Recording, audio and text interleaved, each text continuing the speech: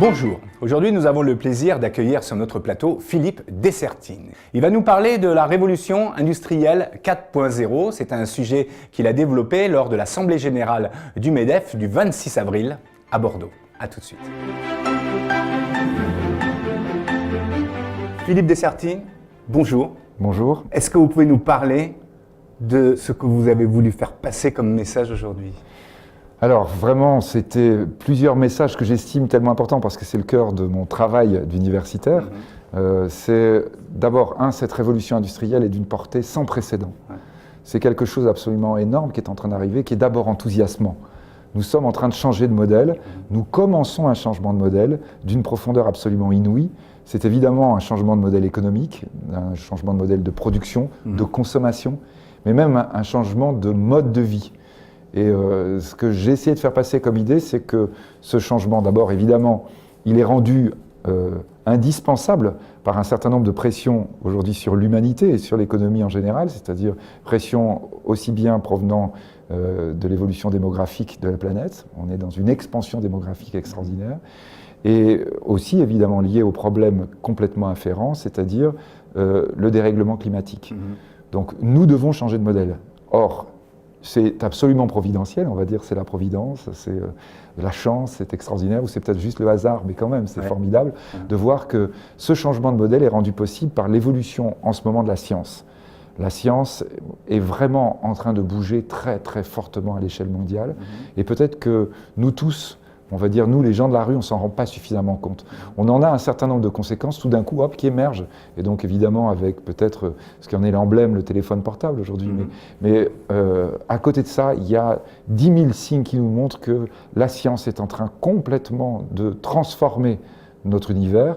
Et cette transformation, eh bien, elle va avoir des conséquences dans notre mode de fonctionnement du quotidien. Vous avez parlé justement de cette révolution industrielle. Est-ce que vous pourriez revenir un peu sur ces changements ? Est-ce que vous dites que la révolution industrielle, c'est quelque chose qu'on ne voit pas venir ? Oui, la révolution industrielle, c'est un bouleversement complet. Ce n'est pas simplement qu'un changement technologique. Souvent, les gens, vous voyez, peuvent avoir tendance à dire « Ah oui, mais ça, on connaît, oui, ben, ça, c'est depuis qu'on est né, c'est tout le temps comme ça. » Non, non. Là, on rentre dans une phase qui est une phase à part, parce que c'est un changement technologique et d'une ampleur telle que nous ne vivrons plus pareil ensuite. Et donc, lorsqu'on regarde cette révolution industrielle, actuellement, on voit que sa racine profonde, l'origine, on va dire, du changement technologique et scientifique, c'est l'évolution des mathématiques. Donc c'est une capacité maintenant à gérer les big data. Et vous voyez, les big data, c'est aussi bien l'énorme mémoire que vous avez sur un téléphone portable par rapport à ce qu'on avait il y a simplement 5 ans, mais c'est aussi les big data appliqués au calcul lorsque vous allez faire de la génétique et vous allez décrypter le génome humain. C'est aussi le cœur du cerveau que vous avez dans un machine learning ou dans un robot ou dans l'intelligence artificielle dont on commence à parler maintenant. En fait, tout ça, c'est la même révolution. Elle prend, on va dire, des formes différentes. Comme quand on invente l'électricité, vous avez l'ampoule, mais après, vous allez avoir le moteur de votre machine à laver. Et ensuite, vous avez le moteur d'un train qui va à 400 km/h. C'est la même révolution industrielle qui continue et qui devient totalement protéiforme. Donc, c'est ce que nous commençons à connaître aujourd'hui. Et je crois vraiment, et ce que je voulais faire passer dans une assemblée comme celle du MEDEF, où vous avez plein de chefs d'entreprise qui, justement, ont probablement vécu des changements technologiques, mais leur dire, ce qui est en train d'arriver là, c'est quelque chose sur lequel on n'a aucun repère, tellement c'est important. Vous avez l'impression d'être peut-être sur un sol stable, dites-vous qu'il n'y a plus de sol stable nulle part. On va être en rupture absolument partout. Et l'entreprise, c'est un endroit très très intéressant pour ça, parce que c'est un endroit qui doit muter complètement, c'est un endroit qui doit essayer de recycler au maximum et au plus vite ces changements-là, qui doit les diffuser avec son personnel et qui doit les diffuser avec ses clients, avec son environnement. Puis c'est important de le dire dans un environnement comme le MEDEF, parce que c'est aussi comme ça que se construit l'avenir d'un pays comme la France. C'est parce que nous savons prendre le virage d'une révolution industrielle, ce qui n'est pas le cas encore, que la France peut espérer continuer d'être un pays important dans le monde. Je veux dire, les révolutions industrielles précédentes, en particulier la première et la seconde, le moteur à vapeur, puis le pétrole et l'électricité, ont été des révolutions industrielles dans lesquelles les Français, la France, a été un pays phare. Et donc là, aujourd'hui, on doit avoir conscience qu'on est à la traîne. L'Europe est à la traîne de la 4e révolution industrielle et que c'est sur le terrain, c'est-à-dire dans les entreprises, dans l'application concrète, qu'il faut qu'on se réveille. Alors, vous disiez également que la solution, la clé un peu de tout ça, c'est la déconcentration. Pourquoi ? On va dire que c'est ce qui marque énormément. Vous voyez, la logique dans laquelle on est, c'est une logique de déconcentration, donc déconcentration de la donnée. Vous voyez, justement, on a des amas et on arrive justement à les éclater, mais donc déconcentration en général, en disant, en réalité, le modèle d'avant, celui issu des 2 premières révolutions industrielles, c'est un modèle où on concentrait les gens pour produire et pour consommer. Et là, le modèle qui est en train d'arriver, c'est exactement l'inverse. C'est une sorte de reconquête horizontale de la planète, vous voyez, une sorte d'approche qui serait une approche dans laquelle, justement, on va avoir la possibilité de produire près des gens. On n'est pas obligé de les rassembler. On peut produire près des gens. On peut distribuer au plus près des gens. Donc, ce que vous commencez à voir, hein, c'est-à-dire, c'est, vous voyez, quand on va parler d'Amazon, quand vous commencez à acheter sur Amazon, ça y est, vous avez votre marchandise qui arrive chez vous. Et Amazon bouleverse tellement le commerce qu'elle oblige tous les distributeurs à penser la même chose, à dire on doit déconcentrer, c'est pas amener les gens vers nous. Vous voyez, je sais pas, le modèle de l'hypermarché qui était celui des années 60-70, issu des révolutions précédentes. On a l'impression que c'est exactement le modèle inverse qui est en train d'arriver. C'est-à-dire vous n'avez plus besoin de vous déplacer, c'est la marchandise qui se déplace vers vous. Et aujourd'hui, Amazon commence à vous envoyer des produits frais. Des produits périssables, vous vous rendez compte, le changement. Et donc votre réfrigérateur, oui, avec tout. C'est-à-dire on n'est pas en train de dire que c'est un monde meilleur, c'est un monde différent, adapté. Alors si, il est meilleur parce qu'il est adapté aux problèmes de l'homme. Mais après, l'homme est toujours l'homme, hein. Il ne faut pas croire qu'on est en train de changer l'homme. C'est aussi un message qu'il faut faire passer. En disant, quand on parle de tout ça, souvent les gens ont peur en disant « mais l'humain, là-dedans, l'humain, il est au cœur. On change les outils, c'est tout. » Comme quand on a inventé le tracteur, parce qu'il fallait changer l'agriculture, parce qu'on avait déjà le début d'une explosion démographique. Là, on est en train de changer d'outils, de manière extraordinaire. Mais ce sont des outils, c'est quand même toujours des gens derrière, avec leurs bons côtés et leurs mauvais côtés. Ça ne change pas non plus. On parlait de Facebook aussi, justement, avec ce congrès, justement, avec Mark Zuckerberg qui se retrouve devant le congrès, l'audition. Et vous en concluez quoi, vous, quand vous voyez, quand vous avez analysé un peu Alors, je dirais, bon, cette affaire Cambridge Analytica, qui est une affaire extrêmement importante, dans laquelle, qui interpelle énormément, puisqu'on est dans la manipulation d'élections, aussi bien d'ailleurs des élections présidentielles américaines que Brexit, avec des liens avec des puissances étrangères, la Russie pour ne pas la nommer. Donc on est avec des choses qui pouvaient paraître du domaine du fantasme, mais tout d'un coup, non, on est dans l'aspect très très concret. Voilà, les données ont été utilisées, on l'a pris, et quand on utilise la donnée, on va pouvoir envoyer des messages plus adaptés, par exemple, à ce que peut attendre non seulement un consommateur, mais aussi un électeur. Et donc c'est quelque chose, évidemment, qui interpelle énormément. Donc là, ça veut dire quoi ? Ça veut dire que quand on parle de cette révolution, on se rend compte qu'elle est déjà en avant de ce qu'on croyait. Elle est déjà en avant de, à la limite, les barrières qu'on avait mises. Et quand vous écoutez les auditions de Mark Zuckerberg au Congrès, c'est absolument passionnant parce que effectivement, on se rend compte à quel point, évidemment, dans le modèle de ces entreprises qui représentent le nouveau monde, qui sont, alors souvent, elles nous font très peur, les GAFA, parce qu'on est dans la logique d'avant, en disant, vous vous rendez compte, c'est des monstres qui dominent le monde. Non, non, ce sont des monstres qui sont apparus en quelques années. Facebook créé en 2004, quoi, c'est-à-dire bien après le début du millénaire. 14 ans après, c'est la 3e ou 4e capitalisation du monde. Lui, c'est le 2e personne la plus riche du monde. Mais ils nous disent quoi, les GAFA? Ils nous disent, dans 10 ans, sans doute, on aura disparu. C'est-à-dire, non, attendez, vous ne croyez pas qu'on est là dans la domination de nouveaux empires. On est simplement dans une révolution qui a une telle ampleur que nous, on est dessus. Donc, effectivement, on devient gigantesque.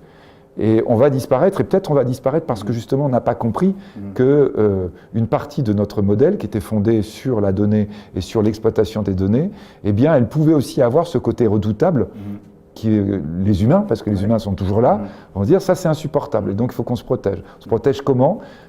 C'est plus compliqué que probablement l'idée de dire ah non mais vous inquiétez pas, on va garder nos données. Non, c'est plus compliqué que ça, parce que si on garde nos données et que du coup on doit payer beaucoup de services, peut-être ce sera compliqué. Je n'ai pas envie de payer Google quand je suis en train d'utiliser le service de recherche. On va me dire, mais si, pourquoi pas? Oui, non, mais ça dépend quel prix, parce que si je paie vraiment combien ça coûte l'investissement de Google, c'est des prix tellement astronomiques que je ne suis pas prêt à ça. Donc ça veut dire quoi? En fait, je suis prêt à vendre mes données. Et donc là, on est dans quelque chose, c'était dans le Congrès, on avait vraiment ça, vous voyez, parce qu'on avait des rapporteurs du Congrès qui disaient, mais si on protège la donnée, est-ce que votre service va être payant? Et là, Zuckerberg disait oui, bien sûr. Et là, tout d'un coup, on avait cette idée, vous voyez, de dire, mais en fait, on en est déjà là. On est déjà avec ces questions-là. Et là, bien sûr, nous, Européens, la question qu'on doit se poser, c'est pas dire comment on va protéger nos données des GAFA, c'est dire comment ça se fait qu'il n'y ait pas un GAFA européen. Parce que ça, c'est la vraie grande question absolument capitale. On est en train de rater les vagues les unes après les autres, des vagues de plus en plus hautes. Et ici, on est dans le sud-ouest. La vague, soit ça, vous la prenez sur la tête, soit vous la surfez, vous allez très très loin, vous avez un plaisir immense et vous allez très loin. Donc ces vagues-là, nous, on ne les prend pas, on ne les surfe pas. Et actuellement, effectivement, on est en train de dire comment on va faire pour rester à peu près vivant quand la vague va nous passer dessus. Donc ça doit nous interpeller doublement, parce qu'il y a des choses qui se passent et on n'est pas dedans.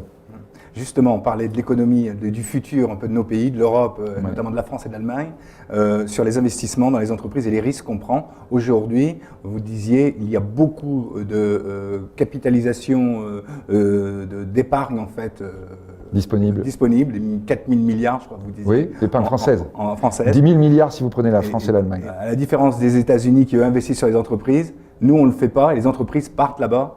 C'est ça la problématique. Comment faire en sorte que les gens investissent aujourd'hui? C'est-à-dire si on n'a pas de Google ou de Apple en Europe et en France, alors que dans la précédente révolution industrielle, quand on a lancé l'automobile ou l'aéronautique, c'est nous qui avons commencé.